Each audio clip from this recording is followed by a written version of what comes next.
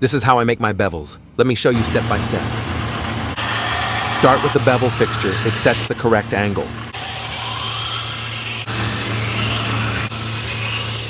Use the tungsten file guide to deepen the bevel.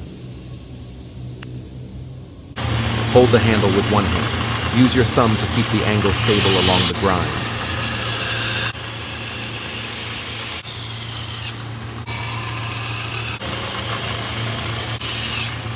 Check the bevel.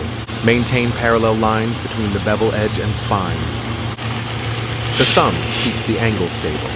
Press the bevel against the belt sander evenly. If you don't have a cooling system, I highly recommend adding one to your sander. It helps keep the blade cool and prevents overheating during the grind.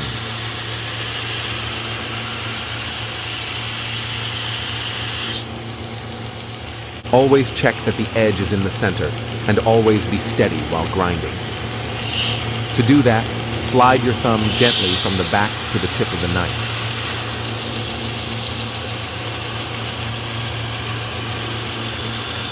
If you have any comments or any questions, please let me know.